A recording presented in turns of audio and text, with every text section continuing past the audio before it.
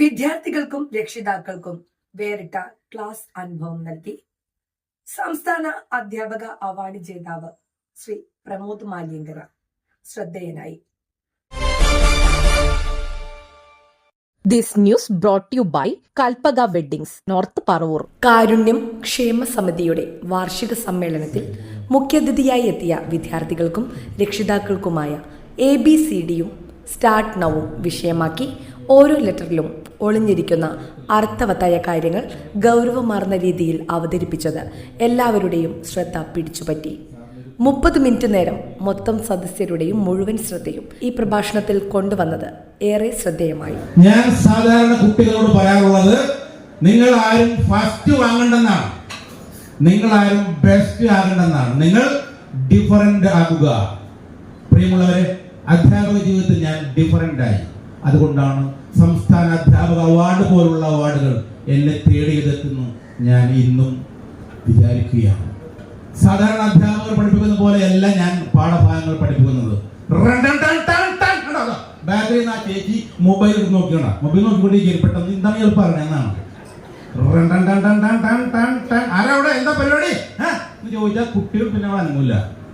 Last period ഞാൻ class എടുക്കാറില്ല. കാരണം എനിക്കറിയാം, ഞങ്ങളുടെ ഗുരുനാഥൻ സാറോട് സാക്ഷി ഇപ്പോഴുണ്ട്. സാർ ബോട്ടനായിരുന്നു, മലയങ്ങനെ കോളേജിൽ പഠിപ്പിച്ചിരുന്നതാണ്. എൻ്റെ സബ്ജക്ട് എക്കണോമിക്സ് ആണ്. ഇങ്ങനെയുള്ള ചില ചില പൊടിക്കൈകൾ എൻ്റെ അധ്യാപന രീതിയിൽ ഞാൻ പ്രയോഗിച്ചു. അതാണ് ഇങ്ങനെയുള്ള ഇത് കിട്ടാൻ കാരണം.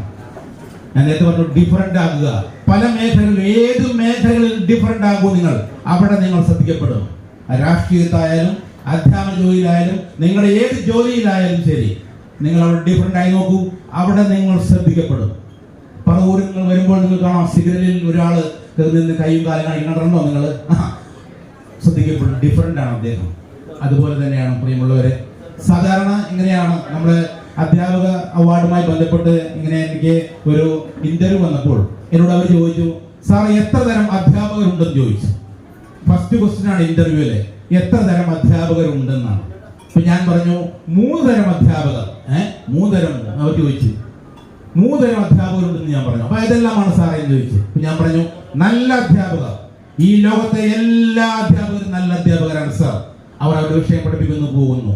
പിന്നെ രണ്ടാമത്തതോ, മികച്ച അധ്യാപകർ, അവർ അവരുടെ സബ്ജക്റ്റിൽ ആഴ്ന്നിറങ്ങുന്നു സാർ എന്ന് പറഞ്ഞത്. പിന്നെ മൂന്നാമത്തെ പ്രഗത്ഭരായ അധ്യാപകർ, അവർ കുഞ്ഞുങ്ങളെ ജീവിതത്തിലേക്ക് കൈപിടിച്ച് കൊണ്ടുപോകുന്നു സാർ എന്നാണ് ഞാൻ പറഞ്ഞത്. ഇവിടെ പ്രഗത്ഭരായ അധ്യാപകർ ഉണ്ടാകും, അവർക്കെല്ലാം അവാർഡുകൾ ലഭിക്കും എന്ന് മനസ്സിലാക്കുക. പ്രിയമുള്ളവരെ, ഞാൻ സാധാരണ പറയുന്നത് start now, START, start now, NOW, now. ഇപ്പോ ആരംഭിക്കണം, നമ്മൾ ഇന്ന് തുടങ്ങണം. നമ്മൾ എന്നോട് പറഞ്ഞു, സാധാരണ ഇവിടെ കുട്ടികളായിരിക്കും കൂടുതൽ, പക്ഷെ കുട്ടികൾ വളരെ കുറച്ചേ ഉള്ളൂ. കുട്ടികളെക്കാൾ കൂടുതൽ രക്ഷാകർത്താക്കളാണ്. അപ്പൊ എന്നോട് പറഞ്ഞു, കുട്ടികളായിരിക്കുമ്പോൾ ഞാൻ കുട്ടികൾ ലെവലാണ് സാധാരണ കൊണ്ടുവന്നത്. എങ്കിലും പറയുകയാണ്, സ്റ്റാർട്ട് നൗ. S എന്താണ്, T എന്താണ്, A എന്താണ്, R എന്താണ്, T എന്താണ്, എല്ലാത്തിനും അർത്ഥങ്ങളുണ്ട്. S എന്ന് പറഞ്ഞാൽ നമുക്കൊരു സ്റ്റഡി ടേബിൾ ഉണ്ടായിരിക്കണം. മക്കളെ, നിങ്ങളുടെ വീട്ടിലൊക്കെ സ്റ്റഡി ടേബിൾ ഉണ്ടോ? ഒരാൾക്ക് സ്റ്റഡി ടേബിൾ എന്ന് പറഞ്ഞാൽ പഠിക്കാനുള്ള സാഹചര്യമാണ് കേട്ടോ. അവർക്ക് ടേബിൾ ഉണ്ടാവണമെന്നല്ല. ആ സാഹ പറഞ്ഞു, ടേബിൾ വാങ്ങിത്തരാൻ, ഇന്നെ വീട്ടിൽ പോയി ടേബിൾ വാങ്ങിത്തരാന്നല്ലേ പറയണത്. അത് വായിക്കാനുള്ള പഠിക്കാനുള്ള സൗകര്യം ഉണ്ടായിരിക്കണം. S ഉണ്ടായിരിക്കണം. T ഉണ്ടോ?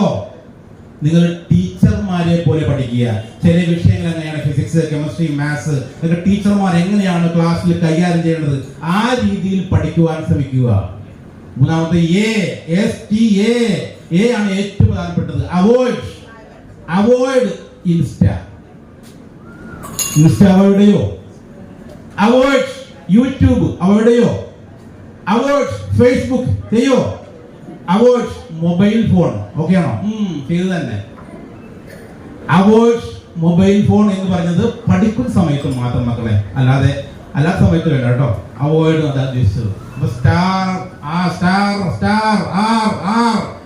R എന്ന് പറഞ്ഞാൽ റീഡിംഗ് ഉണ്ടായിരിക്കണം, പഠിക്കണം, നല്ല പോലെ വായനശേഷി ഉണ്ടായിരിക്കണം. T നല്ല ടെക്നിക്കൽ വേർഡ്സ് ഉപയോഗിച്ച് പഠിക്കാൻ ശ്രമിക്കുക. Start now, NOW. N എന്ന് പറയുമ്പോൾ നിങ്ങൾ നോട്ട്സുകൾ തയ്യാറാക്കി പഠിക്കുക. പ്രത്യേകിച്ച് +2 മുകളിലുള്ള നോട്ട്സ് തയ്യാറാക്കി പഠിക്കുക. ഒപ്റ്റിമിസ്റ്റിക് ആയി പഠിക്കുക. എനിക്ക് പറ്റും, എനിക്ക് സാധിക്കും, എനിക്ക് കഴിയും എന്ന് വിചാരിച്ചുകൊണ്ട് ഞാൻ അടുത്ത 4 വർഷം കഴിയുമ്പോൾ ഡൽഹിയിലെ എയിംസിൽ ഞാൻ MBBS പഠിക്കും സാർ. ഇപ്പോഴേ ഒപ്റ്റിമിസ്റ്റിക് ആകുക, പഠിക്കുന്ന കുട്ടികൾ ഒപ്റ്റിമിസ്റ്റിക് ആകുക. ലാസ്റ്റ് ആണ് W, അതാണ് ഏറ്റവും വേണ്ടത്. W, work hard. എവിടെയും വർക്ക് ഹാർഡ്. കഠിനമായി പ്രയത്നിച്ചാൽ നിങ്ങളിലേക്ക് കൃത്യമായി ആ സാധനം വരും, അതിനുള്ള പ്രതിഫലം വരും. Work hard. സ്മാർട്ട് വർക്കും വേണം, കേട്ടല്ലേ പാട്ട്? സ്മാർട്ട് വർക്കും വേണം, ഹാർഡ് വർക്കും വേണം എന്നാ പറഞ്ഞ. സ്മാർട്ട് വർക്ക് ഹാർഡ് വർക്കും ചെയ്യുന്നവനെ ഭാഗ്യമില്ലെങ്കിലും കുഴപ്പമില്ല, കൃത്യമായി അവൻ ചെല്ലേണ്ടത് ചെല്ലും, കൃത്യമായി ചെല്ലും. അതുകൊണ്ട് മക്കളെ, നിങ്ങൾ ABCD ആയിരിക്കണം എന്ന് പറയും. ABCD. എന്താണ്? മക്കൾ മാത്രമല്ല, രക്ഷാകർത്താക്കളും അങ്ങനെയാണ്. A ആയിരിക്കണം. അറ്റൻറ്റീവ് ആയിരിക്കണം. ഇവിടെ എന്താണ് നടക്കുന്നത്? ഈ രാജ്യം നടക്കുന്നു, ഈ സംസ്ഥാനത്ത് നടക്കുന്നു. അറ്റൻഷൻ, ശ്രദ്ധ വേണം. എല്ലാ സ്ഥലങ്ങളിലും മാറ്റങ്ങളാണെന്ന് മക്കൾ മനസ്സിലാക്കണം, രക്ഷാകർത്താക്കൾ മനസ്സിലാക്കണം. ചേഞ്ച് എല്ലാ സ്ഥലങ്ങളും മാറുന്നു, കോഴ്സ് മാറുന്നു, ജോലി മാറുന്നു, ജോലി സാധ്യതകൾ മാറുന്നു. എന്തിന്? പ്രണയം വരെ മാറുന്നു. പ്രണയം കേട്ടില്ലേ? പ്രണയം. ആരും കേട്ടില്ല പ്രണയം? ഞാനും പഴയ പ്രണയമായിരുന്നു.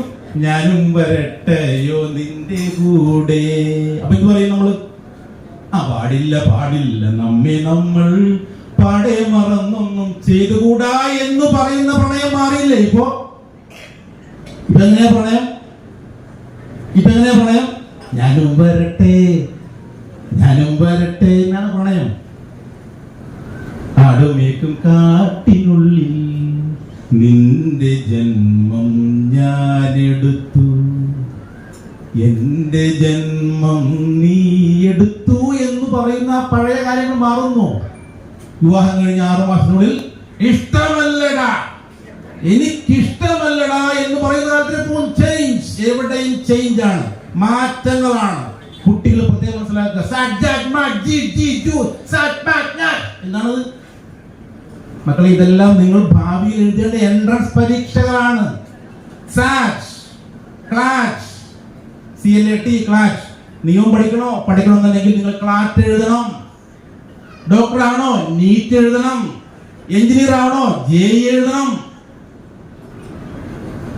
ഫിസിക്സിലും കെമിസ്ട്രിയിലും മാത്സിലും നല്ല അഗ്രഗണ്യനാണോ? ഗവേഷണം ചെയ്യണോ? നെക്സ്റ്റ് എഴുതണം.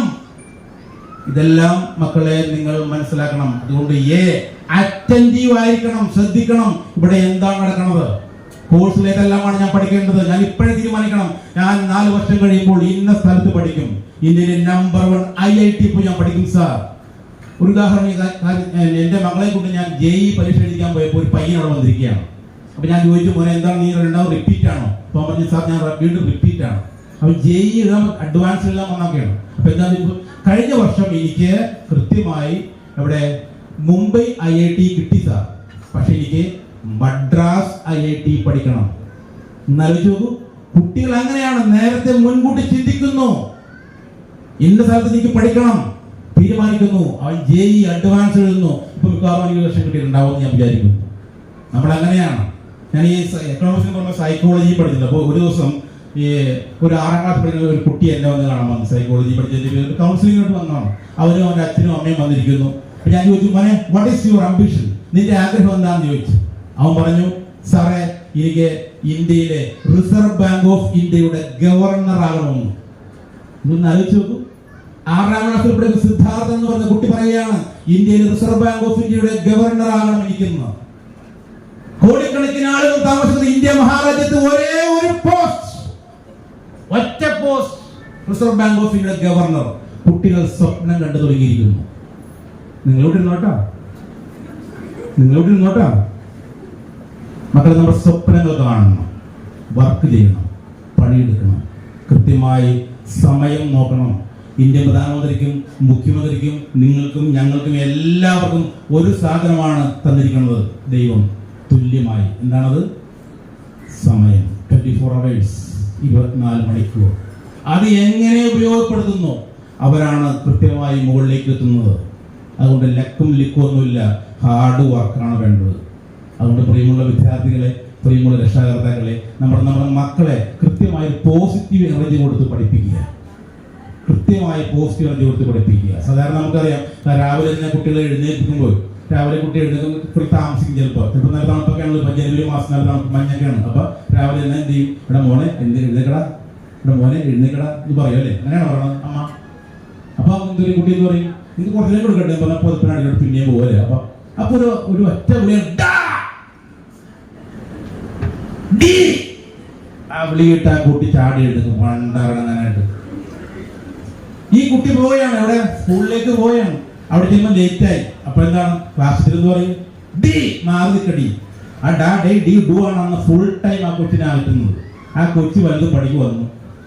നമ്മുടെ അച്ഛന് ഡാ ഡി ഡും ഡാ ഡാ തീർന്നു പരിപാടി. അങ്ങനെയാണ് കുട്ടികൾ. അപ്പോൾ അതുകൊണ്ട് മക്കളെയൊക്കെ നിങ്ങൾ ഇരുത്തിക്കൊണ്ട് പറയുകയാണ്, നിങ്ങൾ ഇനി ഇപ്പോൾ ആകെ 60 ദിവസമേ ഉള്ളൂ പരീക്ഷക്ക്. അപ്പോൾ കൃത്യമായി കുട്ടികളെ നിങ്ങൾ എന്ത് ചെയ്യുക, ഒന്ന് സ്നേഹിക്കുക. കുട്ടികളെ മോനെ എഴുതിക്കട പഠിക്കണം അങ്ങനെ പറഞ്ഞു കൊടുക്കുക.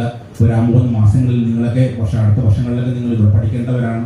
അങ്ങനെയൊക്കെ അവരെ കൂടുതൽ പ്രോത്സാഹിപ്പിക്കുക, കൂടുതൽ പോസിറ്റീവ് എനർജി കൊടുത്ത് ആ മക്കളെയൊക്കെ നമ്മൾ ഉയർത്തിക്കൊണ്ടുവരിക എന്ന് മാത്രമാണ് എനിക്ക് ഈ അവസരത്തിൽ പറയാനുള്ളത്. ഈ കാരുണ്യക്ഷേമ സമിതി എന്നെ ഇങ്ങനെ ഈ ഒരു പ്രോഗ്രാം വിളിച്ച് വളരെ സന്തോഷമുണ്ട്. പ്രഭാഷണത്തിന് ശേഷം അദ്ദേഹം നടത്തിയ അനുകരണ കലയും വേറിട്ടൊരു ദൃശ്യാനുഭവമായിരുന്നു എന്ന് എല്ലാവരും അഭിപ്രായപ്പെട്ടു. പ്രോഗ്രാമിലേക്ക് കിടക്കുകയാണ്. ഇന്നാണ് ആ ദിനം, കാരുണ്യക്ഷേമ സമിതിയുടെ വാർഷികം.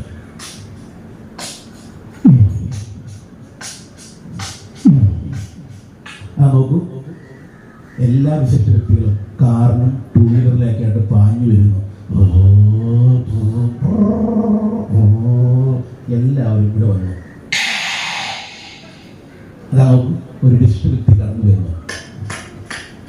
അവരെ കേരള പോലീസ് അവരെ സ്വീകരിക്കുന്നു.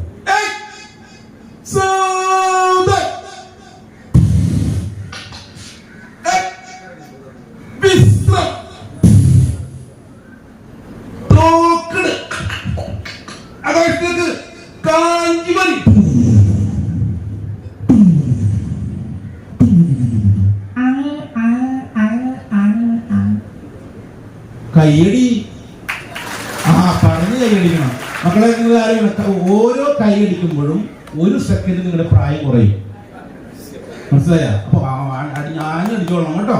ഓക്കെ, അങ്ങനെ ഇവിടെ വിശിഷ്ടവ്യക്തികളൊക്കെ വന്നു, സ്വീകരണം തുടങ്ങി അല്ലേ? അപ്പൊ നോക്കിയപ്പോൾ അവിടെ കുറെ പെൺകുട്ടികളൊക്കെ ഇരിക്കുന്നുണ്ട്, കുറെ അമ്മമാരൊക്കെ ഇരിക്കണം. അവരെന്ത് ചെയ്യുന്നു പറയാമോ? ഒരു തിരുവാതിര കളിച്ചു.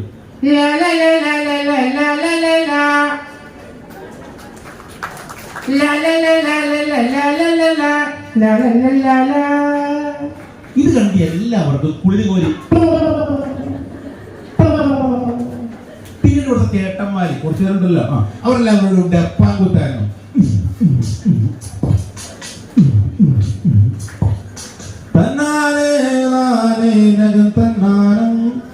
ഇത് കണ്ട് വീണ്ടും എല്ലാവർക്കും കുളിര് കോരി.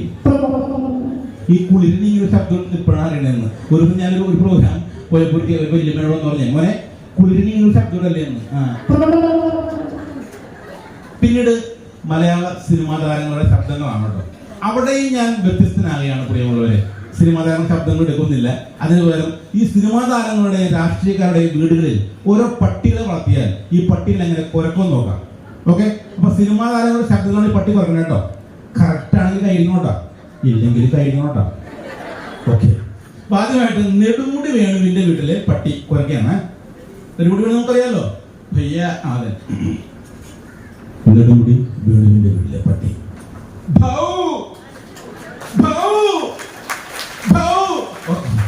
അടുത്തതായിട്ട് നമ്മുടെ തിലകൻ ചേട്ടന്റെ വീട്ടിലെ പട്ടി. ഇപ്പൊ പിന്നെ നമ്മുടെ ലാലേട്ടന്റെ വീട്ടിലെ പട്ടി അല്ലേ. അടുത്ത അപ്പം മമ്മൂട്ടിയാണല്ലോ അല്ലേ? മമ്മൂട്ടിയുണ്ടേ. അപ്പൊ പിന്നെ സുരേഷ് ഗോപി.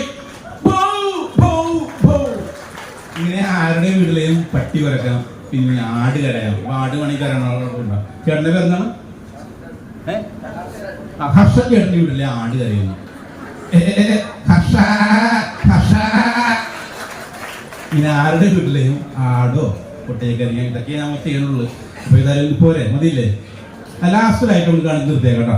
കാരണം വിശിഷ്ട വ്യക്തികളെ കൂടി ഇരിക്കുകയാണ് പഞ്ചായത്ത് അവർക്ക് ഇഷ്ടംപോലെ പ്രോഗ്രാമുകളാണ് വെച്ചേക്കുക. ഞാൻ ഈ ഇത്തിരി കാണിച്ചിരുന്ന ആക്കിയപ്പോൾ പറ്റില്ലല്ലോ. അപ്പൊ ലാസ്റ്റ് ആയിട്ട് 10ൽ പഠിക്കുന്ന കുട്ടിക്ക് അവന്റെ അമ്മ ഒരു ബൈക്ക് വാങ്ങിക്കൊടുത്തു.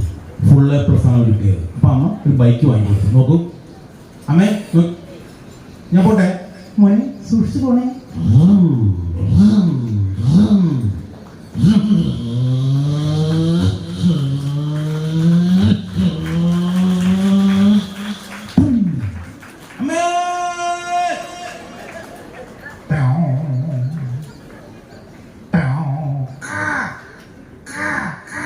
മനസ്സിലായ? സൂക്ഷിച്ചു പോവുക. നന്ദി, നമസ്കാരം. സംസ്ഥാന അധ്യാപക അവാർഡ് ജേതാവ് പ്രമോദ് മാലിയങ്കരയെ കാരുണ്യം ക്ഷേമ സമിതി പ്രസിഡന്റ് MM മോഹൻ പൊന്നാടി അണിയിച്ച് ആദരിച്ചു. ന്യൂസ് ഡെസ്ക് നാട്ടുവാർത്ത, കുഴപ്പള്ളി.